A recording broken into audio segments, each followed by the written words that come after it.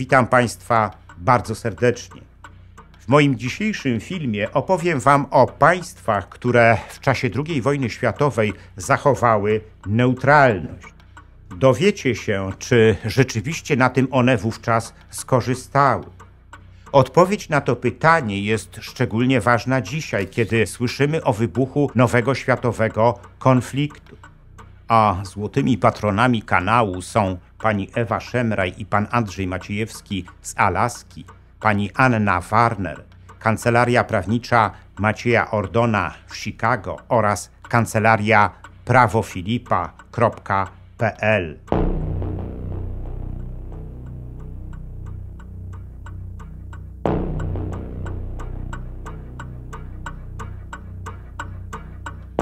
Czy rzeczywiście zbliżamy się do nowej światowej wojny? To pytanie nas coraz bardziej niepokoi, zwłaszcza że tuż za naszą wschodnią granicą toczy się wojna na Ukrainie.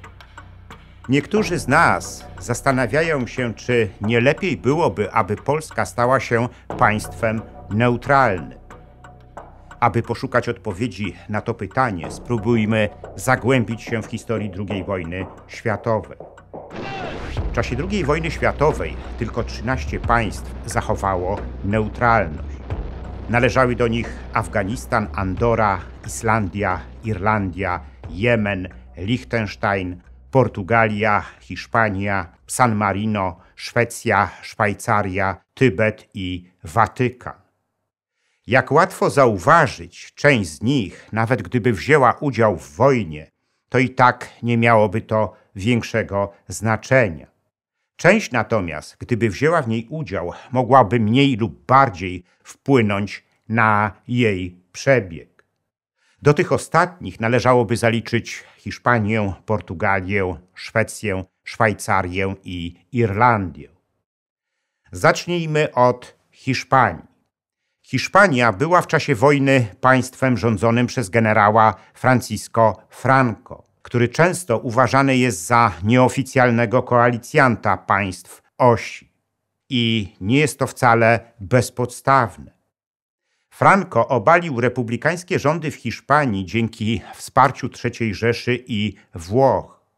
Hiszpania przystąpiła również do paktu antykominternowskiego, podpisanego w 1936 roku przez III Rzeszę i Japonię, do którego później przystąpiły także Włochy i inne państwa sympatyzujące z hitlerowskimi Niemcami. Franco podpisał ten pakt głównie ze względu na zagrożenie, jakie czyhało na niego wewnątrz kraju. Tym zagrożeniem byli zwolennicy obalonej republiki, baskijscy i katalońscy separatyści, wobec których Franco uruchomił kampanię terroru.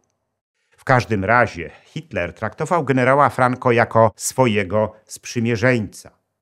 W marcu 1939 roku podpisał z nim nawet traktat pokojowy, który, jak zapisano, zakładał życzliwą neutralność obu stron.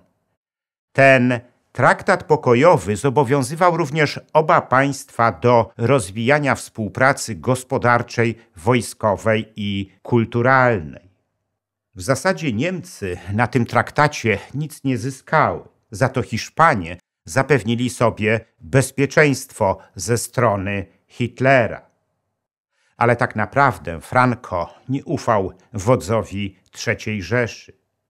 Ta jego nieufność jeszcze bardziej wzrosła, gdy Hitler zawarł ze Stalinem pakt Ribbentrop-Mołotow, którego ofiarą, jak pamiętamy, stała się między innymi Polska. Franco nie zamierzał jednak z tego powodu publicznie krytykować Hitlera. Ale był jeszcze jeden czynnik, który zmuszał Franco do sojuszu z Hitlerem i Mussolini. Otóż Hiszpania po wojnie domowej była winna Niemcom 225 milionów dolarów, a Włochom 235 milionów dolarów. Jednak pomimo podpisanego z III Rzeszą traktatu pokojowego, Franco umiejętnie lawirował w relacjach z Niemcami. I tak przykładowo, gdy Hitler zaatakował Związek Sowiecki, hiszpański dyktator zgodził się nawet na utworzenie hiszpańskiej dywizji ochotniczej, tak zwanej Błękitnej Dywizji, która walczyła na froncie wschodnim u boku Wehrmachtu. Prowadził również ożywioną wymianę handlową z III Rzeszą, dostarczając jej niezbędnych surowców. Przystał również na deponowanie w hiszpańskich bankach skradzionego przez Niemców złota. Ale dzięki takiej polityce Franco uchronił swój kraj przed tragedią, jaką była II wojna światowa. Podobną politykę prowadziła neutralna Portugalia. Sprawujący dyktatorską władzę w Portugalii Antonio de Oliveira Salazar już na początku wojny postanowił, że Portugalia pozostanie krajem neutralnym. Nie oznaczało to jednak wcale tego, że Portugalia porzuci współpracę z państwami biorącymi w niej udział. Było wręcz odwrotnie. Salazar starał się utrzymywać dobre relacje z obydwiema zwalczającymi się stronami. Utrzymywał więc ożywione kontakty handlowe z III Rzeszą. Jednym z najważniejszych surowców, jakie Niemcy kupowali w Portugalii, był wolfram, niezbędny do produkcji zbrojeniowej. Salazar zgodził się również na deponowanie zagrabionego przez Niemców złota, w tym także złota ofiar Holokaustu. Ale Salazar handlował także z aliantami.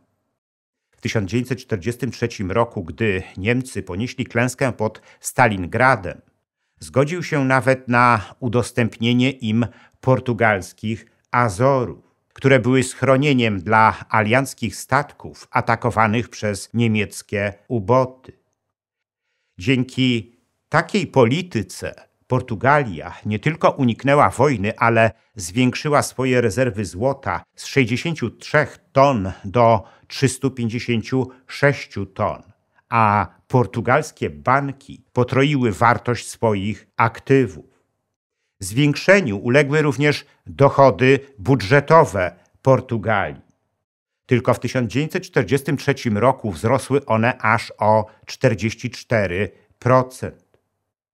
Zupełnie inny charakter miały relacje Szwecji z III Rzeszą.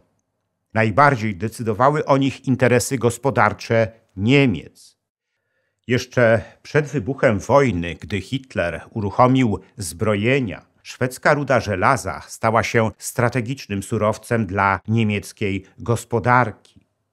Wódz III Rzeszy nakazał wówczas ministrowi Ribbentropowi zintensyfikować współpracę gospodarczą i kulturalną ze Szwecją.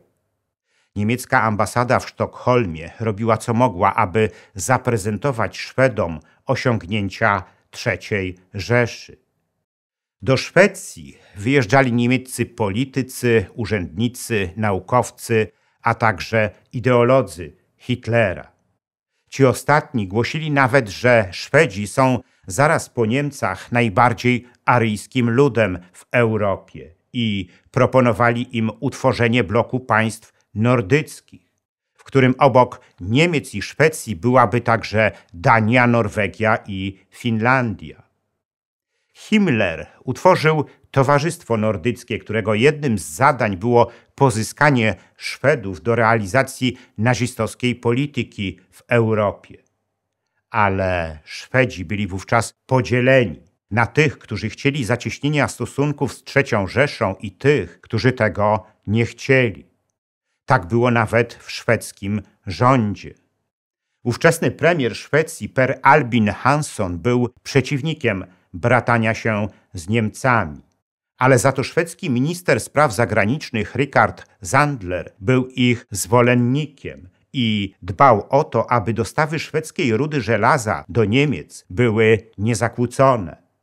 Zwolennikiem przyjaznych stosunków z hitlerowskimi Niemcami był również król Gustaw V. Z tego powodu nigdy nie odważył się potępić niemieckich bombardowań Oslo, Londynu czy Hagi, w których ucierpiały pałace jego królewskich krewnych. Hitler mógł oczywiście dość łatwo zaatakować Szwecję i obsadzić ją swoimi dywizjami, ale tego nie zrobił, bo nie musiał. Szwedzkie statki handlowe bez zakłóceń dostarczały rudę żelaza do niemieckich portów. Niemiecka Luftwaffe mogła również korzystać w razie potrzeby ze szwedzkich lotnisk. Podobnie wyglądały relacje z III Rzeszą neutralnej Szwajcarii. Oficjalnie Szwajcaria utrzymywała dystans wobec obu stron II wojny światowej. Nie wchodziła w żadne sojusze wojskowe, ani nie udostępniała swojego terytorium i zasobów innym państwom, które w niej udział brały. Na początku wojny Szwajcaria obawiała się jednak napaści Hitlera. Te obawy wzrosły jeszcze bardziej po upadku Francji, kiedy Hitler rzeczywiście planował zająć Szwajcarię, ale ostatecznie odstąpił od tego planu. Być może stało się tak dlatego, że Szwajcaria nawiązała bliską współpracę handlową z III Rzeszą i to na jej warunkach. Dostarczała jej cennych dewiz, które były potrzebne do zakupu strategicznych surowców. Zgodziła się również na to, aby Niemcy deponowali w szwajcarskich bankach zrabowane w Europie złoto, w tym także to, które pochodziło od ofiar Holokaustu. Ale Szwajcaria nawiązała również bliską współpracę handlową z Wielką Brytanią. Zdarzało się nawet tak, że wiele części produkowanych w szwajcarskich fabrykach zbrojeniowych, jak na przykład zapalniki do bomb, trafiało zarówno do Niemców, jak i do aliantów. Dla Szwajcarów była to jednak niebezpieczna gra, która mogła się źle skończyć. W 1943 roku, gdy III Rzesza zaczęła ponosić klęski na froncie wschodnim, Szwajcarzy dali aliantom ciche przyzwolenie na prowadzenie działalności wywiadowczej na swoim terytorium. Dzięki temu alianci mogli szpiegować Niemców i wspierać ruchy partyzanckie we Francji i Włoszech. W efekcie takiej polityki Szwajcaria nie tylko uratowała swoją niepodległość, ale i nieźle zarobiła.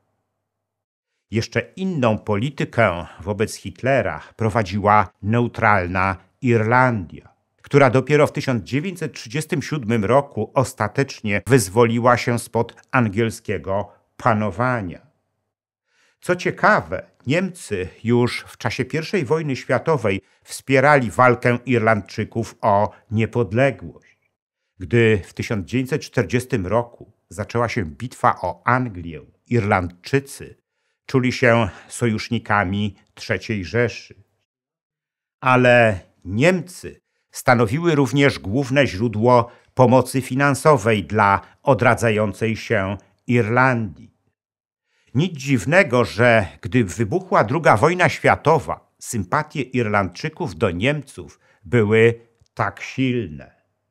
Brytyjski premier Winston Churchill, zapytany kiedyś o neutralność Irlandii, stwierdził bez ogródek, że gdyby nie lojalność i przyjaźń Irlandii Północnej, byłoby możliwe, że Wielka Brytania weszłaby w konflikt z panem de Valera. Churchillowi chodziło o premiera Irlandii Eamona de Valerę. Nawet zbombardowanie przez Niemców Belfastu, w którym zginęło ponad 1000 Irlandczyków, nie osłabiło sympatii Irlandczyków do Hitlera. Po samobójczej śmierci Hitlera premier de Valera udał się do niemieckiej ambasady w Dublinie, aby złożyć kondolencje. Gdy zakończyła się II wojna światowa, na ulicach irlandzkich miast nikt nie świętował. Podobnie było na Islandii, która połączona była unią personalną z Królestwem Danii. Islandia w czasie wojny była najpierw okupowana przez Brytyjczyków, a potem przez Amerykanów. Gdy 10 kwietnia 1940 roku III Rzesza opanowała Danię, Brytyjczycy wysłali na Islandię 25-tysięczny korpus żołnierzy, obawiając się, że mogą tam usadowić się Niemcy. W lipcu 1940 roku Brytyjczyków zastąpili Amerykanie, którzy wysłali na Islandię prawie 40-tysięczne siły. Dla Islandczyków była to napaść i pogwałcenie ich neutralności. W maju 1944 roku odbyło się referendum, w którym większość mieszkańców opowiedziała się za niepodległością Islandii. 3 tygodnie później, 17 czerwca 1944 roku, nastąpiło formalne proklamowanie niepodległej Republiki Islandii. Dania uznała to za akt zdrady w trudnej dla niej chwili, jaką była niemiecka okupacja. Z tej sytuacji wyprowadził Duńczyków ich król, Krystian X, który wysłał wówczas do Reykjaviku list z gratulacjami. Reasumując, część państw neutralnych skorzystała na II wojnie światowej. Hiszpania, Portugalia, Szwajcaria i Szwecja umocniły swoją suwerenność i nieźle na niej zarobiły. Z kolei Irlandia i Islandia w wyniku II wojny światowej zapewniły sobie niepodległość i trwałe miejsce na mapie świata. Pozostałe państwa neutralne nie miały takiego znaczenia, aby zyskać bądź stracić na II wojnie światowej.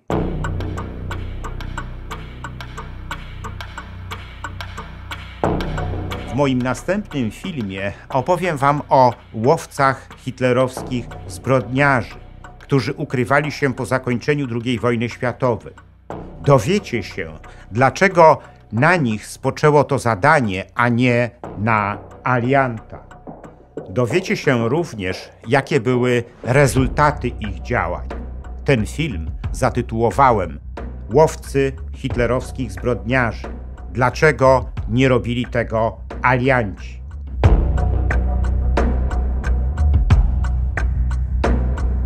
Dziękuję za liczne komentarze moich filmów i wpłaty. W sposób szczególny chciałbym podziękować złotym patronom, którymi są pani Ewa Szemraj i pan Andrzej Maciejewski z Alaski, pani Anna Warner, Kancelaria Prawnicza Macieja Ordona w Chicago oraz Kancelaria prawofilipa.pl, a także srebrnym patronom, wśród których są panowie Dariusz Kwoka, Michał Rychwalski, Dariusz Wietrzykowski, Artur Drogosz, Arkadiusz Strykowski, Wojciech Trojan, Andrzej Brzezina oraz Kongres Polonii Kanadyjskiej z okręgu Toronto i Stowarzyszenie Nasza Polonia z Australii.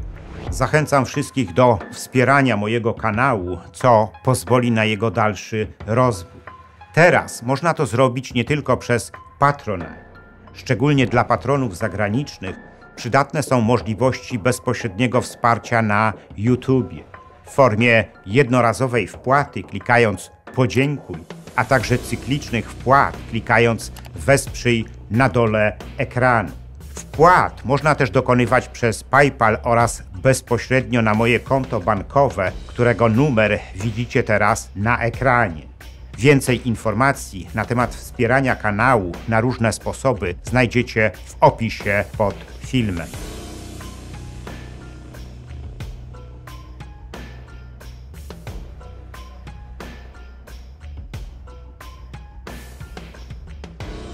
Jeśli podobał się wam mój film, udostępnijcie go znajomym, dajcie łapkę w górę, kliknijcie subskrybuj, a także wesprzyjcie mój kanał, za co z góry dziękuję.